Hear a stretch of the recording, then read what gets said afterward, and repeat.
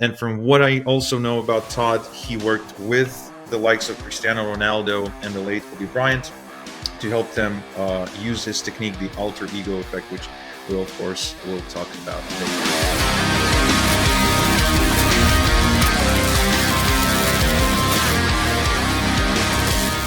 Welcome back to the Lisbon Lifestyle. I'm your host, Igor Kafetz, and today I'm hosting Todd Herman. He's an award-winning author and performance coach. He coaches and mentors elite pro athletes, leaders, and public figures on the topics of performance strategy, mindset, and execution. During his career as a coach, Todd coached various teams, including the New York Yankees, and has clocked over 15,000 hours on the field of play. He also published his first book, The Alter Ego Effect, that became a Wall Street Journal, I believe, a bestseller. And he's also the founder of the 90-Day Year, the system used by Olympic athletes, Fortune 50 or 500 companies, and entrepreneurs to achieve peak performance in business in just 90 days. And from what I also know about Todd, he worked with the likes of Cristiano Ronaldo and the late Kobe Bryant to help them use his technique, the alter ego effect, which we, of course, will talk about today. So, Todd, thank you for being here. I appreciate you spending this time with us, and welcome to the List Building Lifestyle. Absolutely, Igor. I'm looking forward to the convo. Yeah, same here. I was actually really looking forward to this. Your book is quite fascinating. The method, is fascinating. Can you explain a little bit to those who haven't had a chance to read your book?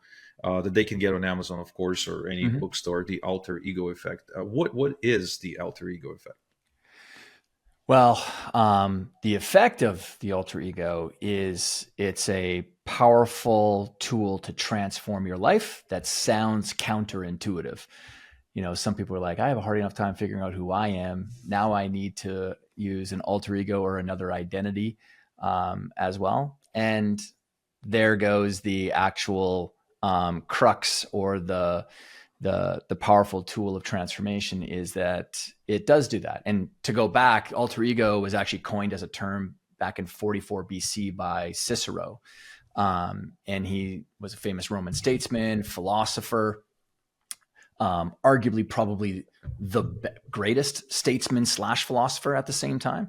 There's a lot of people who were philosophers and some people were statesmen, but he coined it in a letter to a friend when he said, the alter ego is the other I or trusted friend within. And he sent it in a letter to a friend when his friend was asking him about his kind of secrets to success, because he had this phenomenal career and well-respected person.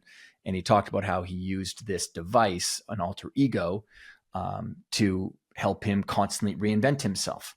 So that's what I stumbled into when I was starting my peak performance and mental game coaching company in 1997 was when I started working with teenage athletes back then, and then kind of rising up through the ranks and getting to like professional Olympic athletes.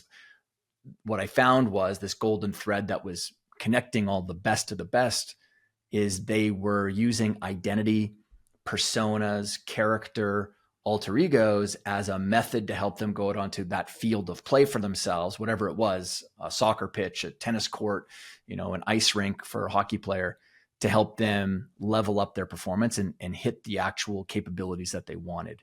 And so I was curious about that and started investigating that more, interviewing my clients. How do you do it? I did the same thing when I played sports. I did the exact same thing when I started my business, feeling super insecure about how young I looked. So I created an alter ego to help me do the selling side of my business, where I was most insecure about rejection and resistance, and built the method, and then became widely known for it. Built the Black Mamba with Kobe, like you had mentioned. And then that actually helped to power and scale up my performance company into the biggest in the world before I sold it to Real Madrid. Why would someone like Kobe Bryant would need? I mean, he was, I'm assuming, already doing pretty well. Why would he need something like an alter ego effect? Anyone that's pushing themselves to new heights, you get to a point where you plateau, and a lot of people think it's because of skill, or it's a new habit, or maybe it's a new mindset thing, or whatever that is causing the plateau. A lot of times you have used an identity to help you get to where you are, but then that identity is no longer useful for you because it actually becomes a chain or an anchor that holds you back. So in Kobe's case, when he came to me through my mentor, Harvey Dorfman, he was going through the assault trial in 2004, and he was going through what Harvey and I both called an ego death. Because when Kobe, people don't remember this about Kobe, but when Kobe first came into the league, he was the 18-year-old phenom kid from Philadelphia that came out of high school. He didn't come from college. So he was able to act through what's called an innocent archetype. He's the young kid. I mean, there's also the famous photos and images of Michael Jordan taking him under his wing, putting his arm around him. So he was kind of like a father figure to Kobe, and he liked that role. So he played this innocent archetype. Well, when he was going through the trial or the case that was going on, and he was having trial by fire in the media as well, that archetype is dead.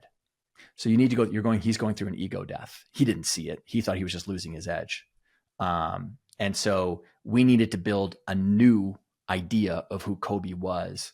And what's lost in a lot of this stuff about the Black Mamba is we didn't ever share publicly for 4+ years, the Black Mamba. That Black Mamba never got revealed to the rest of society until after he won the NBA championship 4 years later. And that's one of the things about alter egos is that they're often very personal to you. You don't need to walk around and tell other people about them. It's your own useful tool to help you crystallize in your own mind how you want to show up in a specific area of your life. We don't build alter egos for your entire life. That's a trap. Just like a single identity for any human being is a trap. Actually, scientifically, it causes the highest levels of stress and anxiety and depressive disorders. If you think that there's one you that operates as a dad, as a husband, as an entrepreneur, as a speaker on a stage, they should be different colors and highlights and traits that you bring out. That's being extremely intentional then. In fact, the world of psychology in about 2008 completely flipped their entire paradigm, because for a long time they had said single self theory. Have one single self and you're going to operate healthy in the mental health space. That wasn't true for me. My athletes are very different on the field, or my CEOs or leaders or public figures are very different when they're on the stage than who they are off. And it should be that way. So then they flipped the script and they said, no, actually it's multiple selves. People who see themselves as many selves win. Who are they? The world of psychology. So the American Psychiatric Association was the one who came out, and they've basically been eating crow for the last 20 years because 5 of the top 7 main principles that they had underpinned the entire philosophy of psychiatry and psychology through from about 1950 to about 2008 were categorically false. Okay. And which actually gets to my point. And so sorry if you're someone who's a psychologist or a therapist right now that's listening to this and you want to really hold dear to some of your principles, but psychology and sociology are the least sciencey of all the scientific disciplines. And so you and I had talked about this, a couple of weeks back when we were preparing for this interview. And you appreciated the fact that I am unafraid to throw punches at ideas. I don't throw punches at people, but like I say, listen, if you're spouting off an idea that's proven to be false, I can't help it if your face gets into the way of the punch that I'm throwing, because I am a practitioner. I am not an influencer that sits on Instagram trying to give you a bunch of candy cane, lollipops, and cotton candy to help you feel really good about yourself. No, I'm paid for meat and potatoes. And the reality is too, even the way that I speak about this stuff, I think I sit with people navigating through some painful things, right? Life can be that way. And so it pisses me off when I see people posturing with a bunch of bullshit ideas that are out there. And so I've been punching hard since 1997 at the world of psychology, and I won't stop. It's I think what you said there is so accurate, where one of my mentors, he's the one who kind of brought this idea to me at some point. He said that throughout the day or throughout our lives, we perform in different roles. And like, again, just like you said, your behavior, values, hierarchy of values, decision-making as a father, it'll be very different than you as a business owner, you as the romantic partner in your romantic That's relationships, right. you as a friend, etc., or in the field. And I think that's super true because I kind of see it as different hats that I wear or different costumes or Yeah. something where I can't be as ruthless and hardcore as I am at closing a sale with my kids, right? Yeah. With my kids, I have to be more understanding, empathetic, and more patient. When I close a sale, I'm like setting boundaries, deadlines, and scarcity, and going hard. Yeah. So this concept of alter ego, like I just never heard anyone else um, kind of conceptualize it like that. Yeah. But it is something that high performers practice.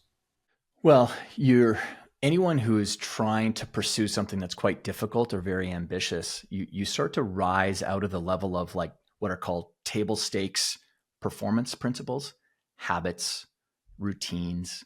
Like that's table stakes stuff, right? Like that's why, in the pyramid of best-selling books, books on habits are always going to be the biggest sellers because they are written for the greatest amount of people. But if you honestly think that it's your habits that are going to get you into the realm of the legends, and again, I'm not saying everyone has to be legendary, um, but if you want to be legendary with your kids, because that's another pursuit, um, then it has to go beyond the habit of tucking my kid in at night. There's a certain presence that you're bringing to your children that's going to make a very deep impact that they could never quantify with words. It's a feeling that they got from you. And so the reason that so many people maybe never conceptualized the idea or it wasn't discovered or I'm the first one that's languaged it for people or highlighted it is because there is a real lack of written material that has come from people who are practitioners that's become a popular book. Like I'm a bit rare in that a global best-selling book from someone who has coming up on actually 20,000 plus hours of one-on-one coaching work. But not coaching work, this is very important to the listener. I'm not the average life coach that's been working with someone to help them start a business. No, I've been working with people like Cristiano, like Kobe, like Rafael Nadal, like the players on insert name of whatever sports league, or really high level CEOs, entrepreneurs, or even public figures. There is a quality that's very different about those people. And I'm saying different. I didn't say better because I get asked all the time because I got 3 little kids. Oh, like what pro sport would you want your kids to play? I'm like, I hope they don't play any pro sports. I've worked with these people for a long time.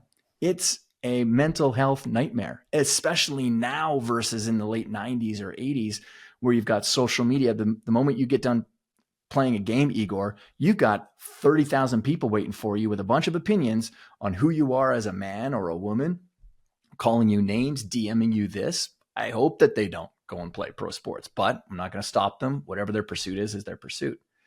So, point is that once you start rising to higher and higher levels of greater performance, let's say, you start leveraging tools that are just different. And that's why alter egos, personas, and characters are used by people who are achieving, pretty impressive things.